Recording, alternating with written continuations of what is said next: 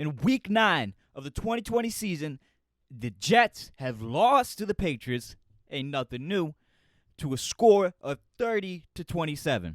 Now, there's a lot to take from this game, a game that we were much closer than a lot of us thought that we would be. Now, we knew we had some kind of chance, seeing that the Patriots were on a 4-game losing streak, about to enter their 5th if they couldn't pull it off against us, and they almost didn't. We had a big interception by Joe Flacco that really changed the game. It really allowed the Patriots to soak up the time in that half and get their scores and not have the Jets offense on the field.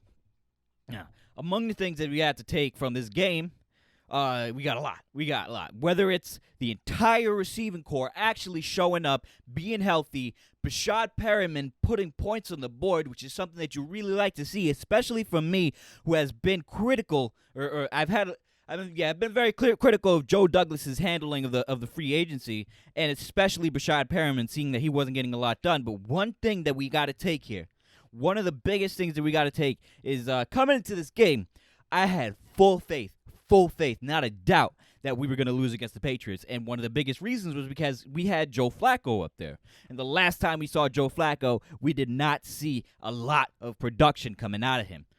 The biggest thing, one of the largest things we got to take here is, listen, we can definitely tell a difference between Adam Gase calling the plays and Dowell Loggins, and that is crazy to me. That's crazy that there was so much potential on this roster that we weren't unable to see on the offensive side because Adam Gase was calling the plays. Listen, man, it's not that crazy when you think about how much we don't like Adam Gase, when you think about how much we have little faith in him, but it really just shows you how I was grading somebody like Brashad Perriman in an Adam Gase system. And there's really nothing that he could do in that system, it seems like. But we got to move forward. We got some more things we got to talk about because we really got to see Harvey Langi, and I hope that's how you say it. That's how I'm pretty sure, or Longy is how they were saying it on in the game. We also got to see Ashton Davis, both of them showing up and making serious effort plays on the defense. That was some beautiful stuff to see. And like with every game, you got to see exactly why we don't like Adam Gase with the 12 men on the field penalty that really gave the Patriots another chance to go at the end zone. If I remember correctly, they were not able to capitalize on it, and they went back for another field goal. Maybe it got a little bit easier, but I could be wrong on that. I'd have to relook at the game. But I do believe that they were only able to get a field goal off of that 12 men on the field penalty. But that's crazy to me. That's crazy to everybody that's got to watch the game. That is on the coaching staff. That is a coaching staff that doesn't have it's not dotting their I's and crossing their T's, man. Nothing's really working for this coaching staff, and you see it. It's plain as day. I'm sick of them being here. But that's the cherry on top of the football Sunday that we I'm talking about ice cream Sunday. It's the cherry top on the football ice cream Sunday. Another 2020 Jets game that we had to going on. But the biggest factor that I think we got to come out of this game with, the largest question mark that comes out of this game is, does Joe Flacco give the New York Jets a better chance to win games coming in the future over a Sam Darnold? So now, some of the points that I wanted to bring up when I talk about this. First off, I'm not the only one. I'm not the only one that's thinking this. I've talked to Blake NY on Instagram. I hit him up in the DMs, and we conversed a little bit. We talked about how it just shows really that Sam Darnold's missing the mark on a lot of these plays. And personally, when I view Sam Darnold, these are the things that I start seeing. These are some of the things that I brought up in previous episodes. Sam Darnold has a problem hitting people in stride. Sam Darnold has a problem with ball placement. I've seen plenty of plays where Sam Darnold is really just throwing the ball at the receiver's back or the running back's back, and the ball's not where it needs to be. The ball's misplaced when you're trying to hit it in the zone coverage, when you need to hit it in the perfect spot that the receiver can catch it unobstructed from the defender that's coming up on him. And Sam Darnold has a problem putting that ball where it needs to be. But the biggest glaring problem, because you can tighten that up.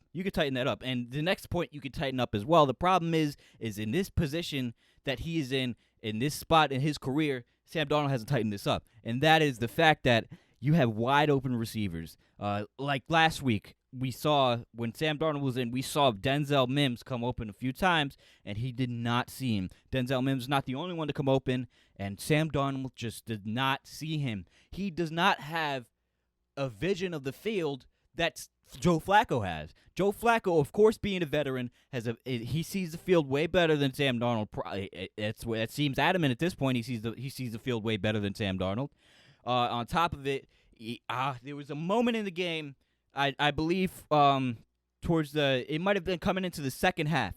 We had a bunch of timeouts coming into the second half, and you could hear Joe Flacco, because you can hear everything in these games. There's not a lot of people in attendance to really. I'm not even sure if they had people in attendance at the Patriots game, but we could hear Joe Flacco talking to the players, saying, "Listen, take your time. We got the timeouts," and he really showed you that he was taking charge. Something that we've yet to see come out of Sam Darnold with this roster. We haven't seen him really take charge, and there's a lot of factors that come into that. The factors that, the roster movement has been all over the place. What would we be seeing if somebody like Robbie Anderson was able to continue his career with the Jets? Maybe we would see a serious incline in the connections between him and Sam Darnold. Maybe, but it's really hard to tell. The only thing we can work on right now is the stuff we've been seeing this season, because it's the closest, it's the newest resume that we have coming from Sam Darnold, and really we just see a lot of problems become reoccurring. These problems, like I said, with the ball placement. There's problems where he's just not seeing these receivers, and Sam Darnold is leaving too many yards on the field. And here's the thing: I believe we did that to him. I believe we're missing that rookie Sam Darnold that we saw in his rookie year with us in 2018, I believe. And in that rookie year, he was just throwing bombs all around. He was making amazing decisions. Even Chris Herndon was doing way better, and that guy's nowhere to be seen this season. But it just shows you that something happened to Sam Darnold. The New York Jets organization did something to Sam Darnold to bring him where he is at. And it's got to do with the fact that he's been pressured on almost every single drop back that he's done with this team. And he's got to have – maybe we ruined him. And even if he goes to another spot, which I absolutely believe will happen, he's going to get traded somewhere else, and he could flourish over there. But I think we ruined him, at least in his time with the New York Jets, because that's why he's not seeing these receivers. He's always expecting to get hit. He's always expecting that defender to come at him every single play, and maybe we just ruined him with this offensive line that we didn't have, and with this newly found offensive line, it's a little better, but you still got some weak spots on the line. And it sucks to see. It sucks to see Sam Darnold go through this stuff. It sucks to see that it's very possible that Joe Flacco gives you a better chance to win, the backup quarterback. Now, I know he's a veteran, and he made some great plays. I also think that he's a big reason to blame for us losing this game with that interception. You can always look at the defense and say, why couldn't they stop them at the end? But, regardless of that fact, Joe Flacco did lay out that interception. It was a very questionable throw because the fact that you had the two safeties up top.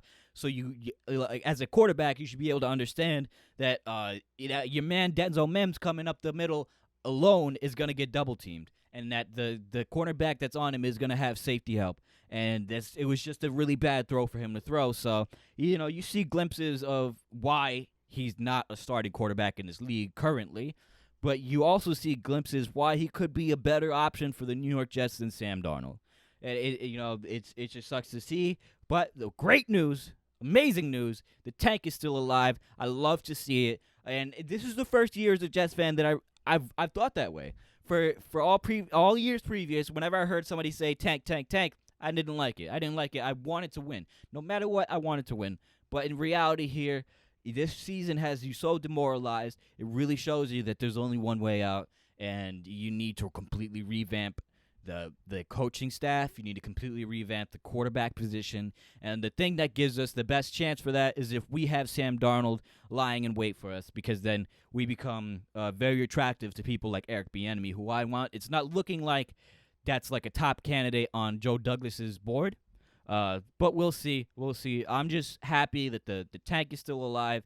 It sucks to see that Sam Darnold's could not be the guy in this organization, and we could have ruined him. We could have ruined him. That's a complete fact. Let's go Dowell Loggins. Dowell Loggins continues to show that he's the GOAT over Adam Gase, because Adam Gase can't get done when he's calling the plays. But, that's all I got to say on this game. There's a lot to take from this game. I'm happy to see the progression of some of these players, the progression of these rookies. I'm happy to see Brashad Perryman show out as a free agent that I kind of doubted coming into this season and with his earlier production. But, Dowell Loggins has really started to eke out some more points from this team. Listen, man, thank you for listening. If you like it, comment. Let me know what you think, and have a wonderful day, son. And hopefully the tank continues for the rest of the season, because Jacksonville is looking like he's right on our tail. And hopefully we can come out with Trevor Lawrence when it's all said and done. Thank you for listening. I have another episode coming up soon. Have a wonderful day.